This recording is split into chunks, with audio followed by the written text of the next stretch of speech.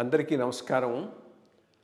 IYR talks మొదలుపెట్టి ఎఫెక్టివ్గా postings మొదలుపెట్టి ఒక సంవత్సర కాలం అయింది. ఈ సంవత్సర కాలంలో సబ్స్క్రైబర్స్ బేసు 3,000 నుంచి 33,000 దాకా పెరిగింది.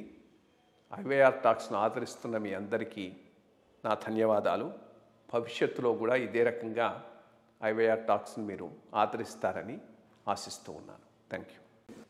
పదవి విరమణ ఏ సంవత్సరం చేశారు? పదవి విరమణ 2006లో చేశాను. అప్పటి నుంచి కూడా మళ్ళీ అక్కడనే కొనసాగుతూ ఉన్నారు, చేస్తూ అదే కార్యక్రమాన్ని కొనసాగిస్తూ ఉన్నారు. కొనసాగిస్తున్నాను అక్కడనే. ఇప్పుడు కూడా కొవ్వూరులోనే ఉన్నారు. కొవ్వూరులో అదే ఓరియంటల్ కాలేజ్ పేరు కదా, కాలేజ్ ఓరియంటల్ కాలేజ్ పేరేంటి? అది శ్రీ వాడ్రేవు జోగమ్మ వేద సంస్కృత కళాశాల. వేద సంస్కృత కళాశాల. దానిలో ఇప్పుడు కూడా మీరు ప్రధానోపాధ్యాయులుగానే ఉన్నారా? ఇప్పుడు నేను ప్రధానోపాధ్యాయుడిగా లేను. ఇప్పుడు గౌరీ శంకర్ గారని ఆయన ప్రధాన. తమరు ఏం చేస్తూ ఉంటారు ఇప్పుడు? ఊరికే దాంట్లో ఆనర్ నిర్వహణ చేస్తున్నాను. ఓకే, నిర్వహణ. మీరు కూడా పూర్వ విద్యార్థులను కూడా అడిగి ప్రయత్నం చేసి మీరు అధ్యాపన చేయండి, కొత్తగా అధ్యాపకులు లేరు, ఈ సంస్కృతము తెలుగు ఈ రెండింటిని రక్షించాలి అంటే ఒక ప్రాచీన సంప్రదాయం కూడా అవసరము. లేకపోతే కొత్త వాళ్ళకే రాదు, లేకపోతే వాళ్ళకు కూడా కష్టంగా ఉంటుంది చేసే పని, అప్పుడు వాళ్ళు సరిగ్గా చేయలేరు. అందువల్ల మీరు పాఠాలు చెప్పండి అని అంటే కొంతమంది వచ్చి పాఠాలు మా కళాశాలలో చెప్పారు.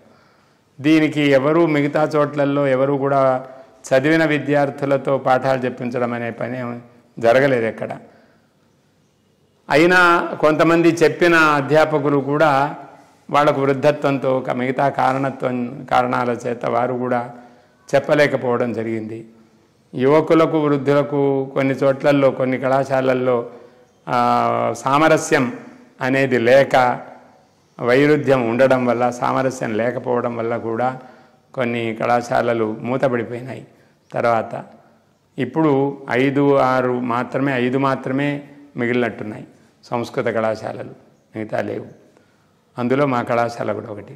అయితే వచ్చిన వాళ్ళందరినీ కూడా ఉత్సాహపరిచి ఇందులో ఉద్యోగాలు ఉండవు, ఏమీ ఉండవు అని చెప్పినా కూడా సంస్కృతం చదివితే తెలుగు కూడా చెప్పవచ్చు, సంస్కృతం చదివితే ఏదైనా రాదు అనేది లేదు, మనకు అందరం ఆలంబనం అవుతామని చెప్పి బలవంతంగా. ఎంతమంది ఉన్నారు ఇప్పుడు స్టూడెంట్స్? ఇప్పుడు 95 మంది దాకా ఉంటారు. ఏమేమి ఉంటుంది సిలబస్లో? ఓన్లీ సంస్కృతం తెలుగేనా, మిగిలినవి కూడా ఉంటాయా? సంస్కృతం ఉంది, తెలుగు ఉంది, ఆంగ్లము ఉంది, అలాగే కంప్యూటర్ విజ్ఞానం ఉంది. ఎందుకంటే ప్రభుత్వం అన్ని విశ్వవిద్యాలయాలు కూడా నేను బాగా వాదన చేశాను. ఇక ఉండే సుదర్శన శర్మ గారు, నేనేమన్నానంటే అన్నీ కలిపితే సంస్కృతము తక్కువైపోతుంది, ఈ పాండిత్యం ఉన్నవాళ్ళు లభించరు, అన్నిట్లో కూడా పాండిత్యం కలగలుగుతారు. మీరు సుదర్శన శర్మ గారిని కూడా నేను అడిగాను, మీరు ఆంగ్లం ఎప్పుడు నేర్చుకున్నారు? ఆంగ్లం వేదాధ్యయనం అయిన తర్వాతనే నేర్చుకున్నారు ఆయన.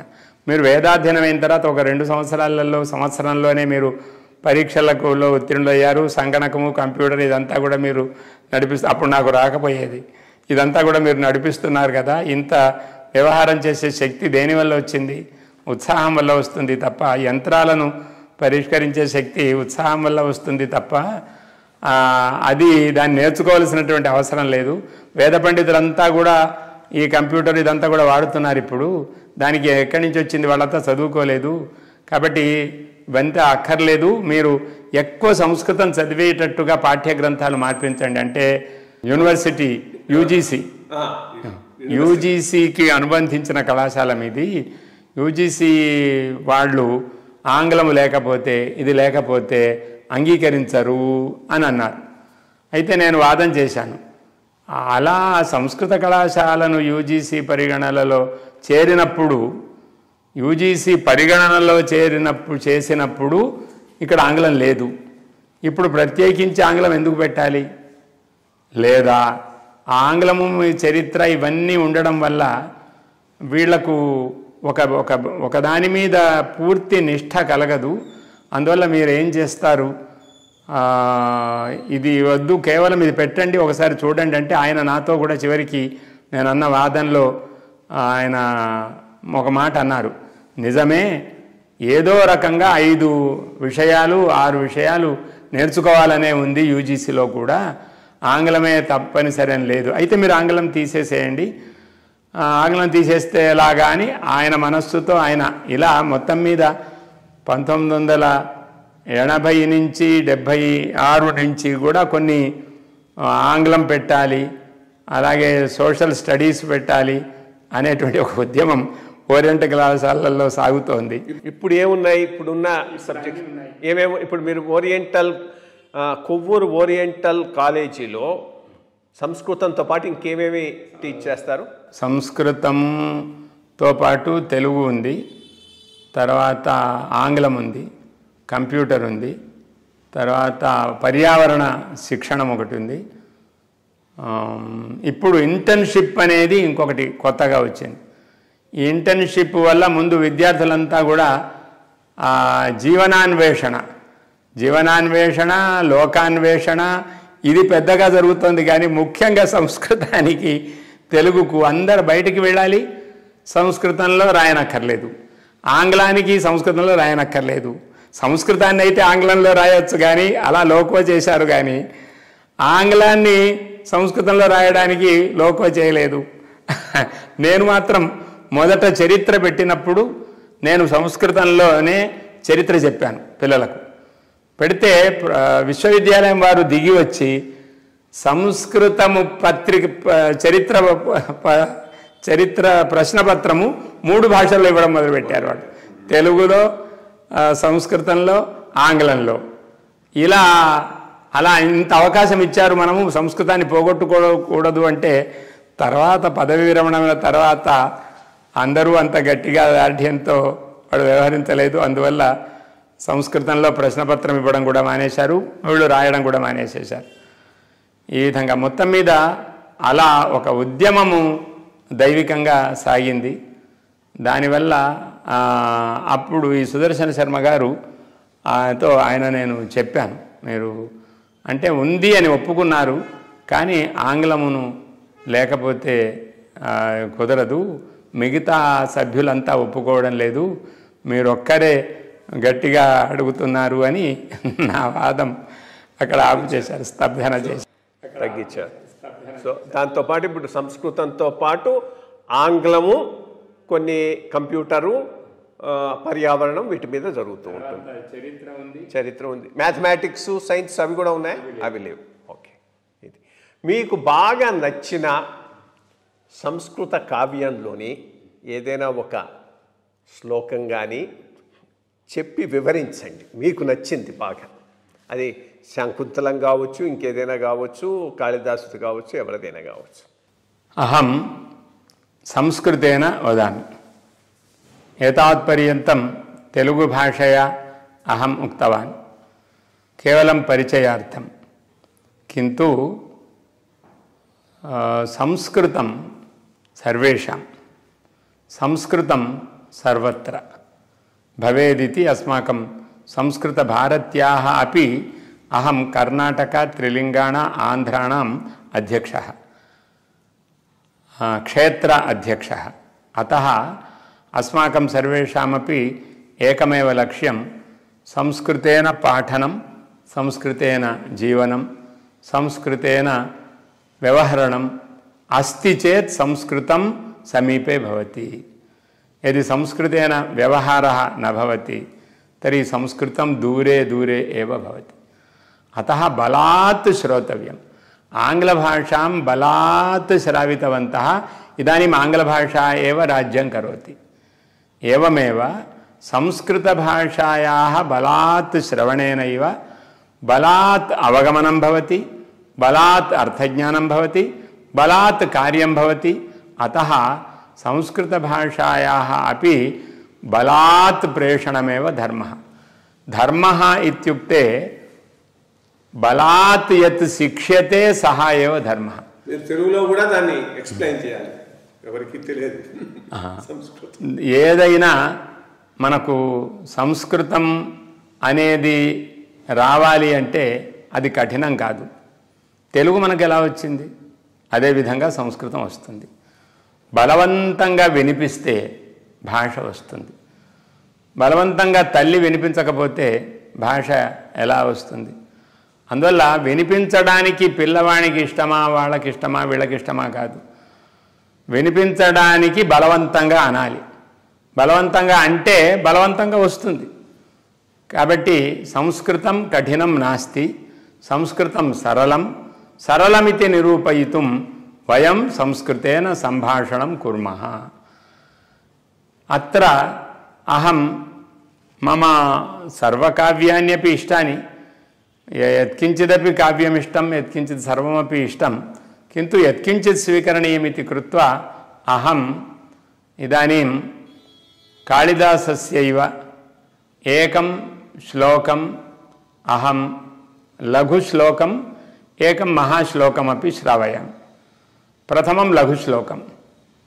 శైశవే అభ్యస్త విద్యానాం యౌవనే విషయైషిణాం వార్ధకే మునివృత్తీనాం యోగేన అంతే తనుత్యజాం రఘూణాం అన్వయం వక్ష్యే.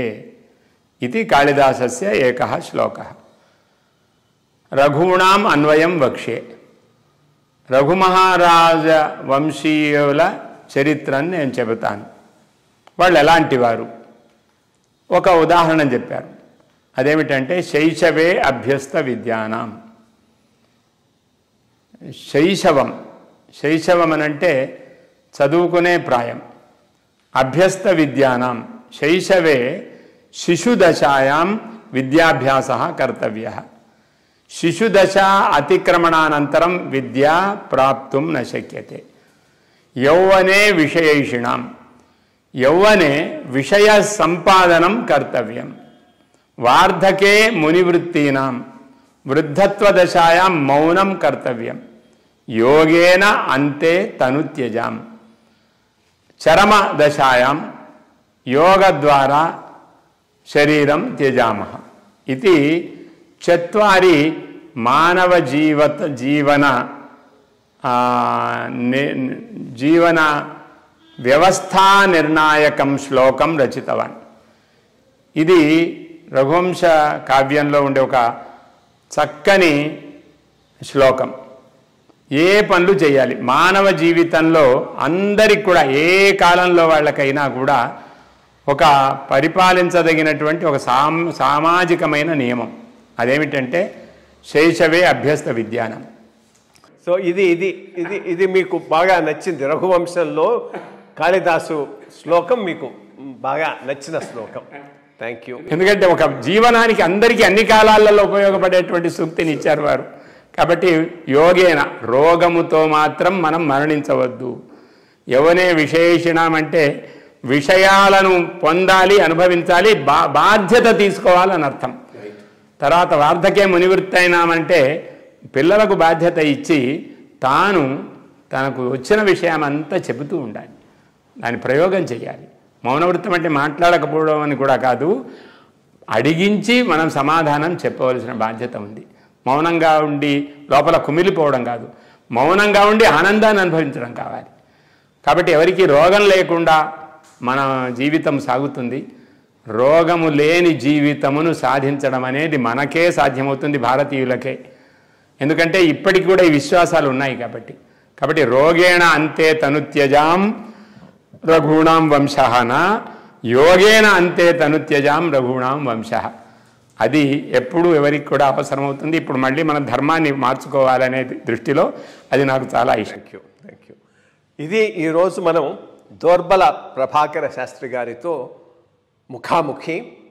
77 సంవత్సరాల వయసులో కూడా కొవ్వూరు ఓరియంటల్ కాలేజీలో పనిచేస్తూ సంస్కృత భాషను అందరికీ చెప్పాలి, పంచాలి అనేటటువంటి తపనతో పనిచేస్తున్న వీరికి భగవంతుడు ఆయురారోగ్యాలు ప్రసాదించాలని కోరుతూ ఈరోజు ఈ ముఖాముఖిని ఏక విషయం వదామి, అంతిమం ఏకం విషయం వదామి.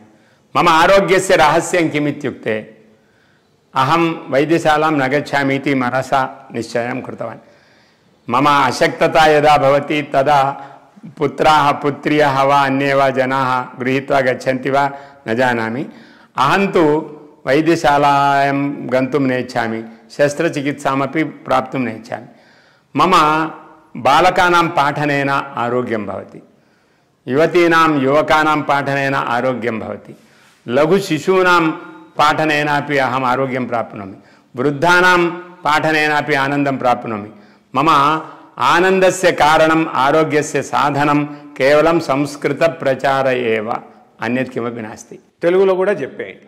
ఈ నా జీవితంలో నా ఆరోగ్య రహస్యం ఏమిటి అంటే, కేవలం ఎప్పుడో ఒకప్పుడు చిన్న చిన్న తలనొప్పి వస్తే వైద్యశాలకు వెళ్ళనక్కర్లేదు, దేనికి అక్కర్లేదు. కానీ ఇప్పుడు పరీక్షలు చాలా పెరుగుతుంటాయి కాబట్టి ఈ పరీక్షల వల్ల ఒక దోషం వల్ల 10 దోషాలు వస్తాయి. కాబట్టి వైద్యశాలకు వెళ్ళకూడదు అనేది నా సంకల్పం. అదేవిధంగా 10 మందితో మాట్లాడుతూ ఉంటే, ఇంట్లో ఎవరైనా ఇప్పుడు వృద్ధులను ఎలా బ్రతికిస్తున్నారంటే వాళ్ళ యొక్క జీవన కళల్ని ఎవరు కూడా ఉద్ధరించడం లేదు. వాళ్ళ జీవనాల యొక్క వైశిష్ట్యాన్ని గమనించి వాళ్లకు ఒక బాధ్యత ఇచ్చి వాళ్ళ యొక్క ఆశీర్వాదం తీసుకోవడం అనేది పెద్ద అవకాశం భారతీయులకు అందరికీ. దానివల్ల ఈ భారతీయులందరూ కూడా తమ వృద్ధులను గౌరవించాలి అని కోరుతూ మనం మాట్లాడింపజేయాలి, వాళ్ళ సూచనలు తీసుకుంటూ ఉండాలి. అప్పుడు వాళ్ళకి ఆరోగ్యం పెరుగుతుంది. మందులు ఇప్పించినంత మాత్రమున అనాథ శరణాలయాలలో ఆశ్రమాలలో స్థాపన చేయడం వల్ల వృద్ధులకు అనారోగ్యాలు ఇవేమీ తగ్గవు. మాతాపుత్ర సంబంధము, శ్వశుర జామాతృ సంబంధము ఇలాంటివి ఏమీ ఉండవు. కాబట్టి శ్వశుర సంబంధము, శ్వశురు స్నుషా సంబంధము, పుత్రి మాతృ సంబంధము ఇవన్నీ పెరగాలి అంటే మనము వాళ్ళని పలకరించాలి, వాళ్ళ యొక్క సలహా తీసుకోవాలి. మాట్లాడిస్తూ ఉంటే అనారోగ్యం పోతుంది ఎవరికైనా. అతః మాట్లాడిస్తూ ఉంటే అనారోగ్యం పోతుంది. అది మీరు సాక్ష్యం, సాక్షీభూతం మీరు సాక్ష్యం. తత్ర ఏకం గీతం కృత్వాహం సమాపయామి. జగతి భారత పూర్వ వైభవ శక్తి గౌరవ కారణం వయం కుర్మో ముక్త కంఠం మధుర సంస్కృత భాషణం సరళ సంస్కృత భాషణం సరస సంస్కృత భాషణం. జగతి భారత పూర్వ వైభవ శక్తి గౌరవ కారణం వయం కుర్మో ముక్త కంఠం మధుర సంస్కృత భాషణం సరళ సంస్కృత భాషణం సరస సంస్కృత భాషణం. భరతవర్షం పునః సంస్కృత వర్షధారాపావితం. భరతవర్షం పునః సంస్కృత వర్షధారాపావితం. భవతు విశ్వం హర్షపూర్ణం సత్యధర్మ విభూషితం. భారతీయ జ్ఞానమఖిలం నవ్య విజ్ఞానేన కలితం. భారతీయ జ్ఞానమఖిలం నవ్య విజ్ఞానేన కలితం. భవతు సకల ప్రాణిజాతం సౌఖ్య శాంతి సమన్వితం. జగతి భారత పూర్వ వైభవ శక్తి గౌరవ కారణం వయం కుర్మో ముక్త కంఠం మధుర సంస్కృత భాషణం సరళ సంస్కృత భాషణం సరస సంస్కృత భాషణం. జృంభతాం సంఘటన శక్తి సంస్కృతాధ్యాపక సురాణాం. వర్ధతాం అభినవా దీప్తి సంస్కృత ఛాత్రారుణానాం. జాయతామేకాత్మ బుద్ధి పరస్పర హితకృత్ నరాణాం. నీయతాం గురుపదం మాతా భారతి భూయో ధరాణాం. జగతి భారత పూర్వ వైభవ శక్తి గౌరవ కారణం వయం కుర్మో ముక్త కంఠం మధుర సంస్కృత భాషణం సరళ సంస్కృత భాషణం సరస సంస్కృత భాషణం. శ్రుతౌ శ్రద్ధాధారణీయా శాస్త్రసరణిర్దర్శనీయా. శ్రుతౌ శ్రద్ధాధారణీయా శాస్త్రసరణిర్దర్శనీయా. ధియా కార్యం చింతనీయం చితం లక్ష్యం సాధనీయం. సంస్కృతం జీవనధనం నః సంస్కృతం జీవన పరం నః సంస్కృతం జీవన పణం నః సంస్కృతం జీవన ఫలం నః జగతి భారత పూర్వ వైభవ శక్తి గౌరవ కారణం వయం కుర్మో ముక్తకంఠం మధుర సంస్కృత భాషణం సరళ సంస్కృత భాషణం సరస సంస్కృత భాషణం అతః బలాత్ సంస్కృతం శృణువంతు బలాత్ ప్రాచీన సంస్కృతిం రక్షంతు అయమేవ ధర్మః. బలవంతంగా సంస్కృతాన్ని వినాలి, బలవంతంగా మన సంస్కృతిని రక్షించుకోవాలి. లేకపోతే మన సంస్కృతిని రక్షించలేకపోతే మన భారతీయులకు భారతీయత్వం కూడా ఎక్కడ ఉంటుందని వెతుక్కోవాల్సి వస్తుంది. కాబట్టి అది ప్రయత్నం చేద్దాం, అందరము సాధిద్దాం. ఈ అవకాశాన్ని కలిగించిన కృష్ణారావు గారికి హార్దమైనటువంటి ప్రణామాంజలి సమర్పిస్తూ శుభం భూయాత్. నమస్కారం. భగవంతుడు దోర్బల ప్రభాకర శాస్త్రి గారికి ఆయురారోగ్యాలు ప్రసాదించాలని, వారు అనుకున్న ఆ లక్ష్య సాధనలో నిరంతరం కృషి చేస్తూ ఉండాలని ఆశిస్తూ ఇంతటితో ఈ ముఖాముఖిని ముగిస్తున్నాం.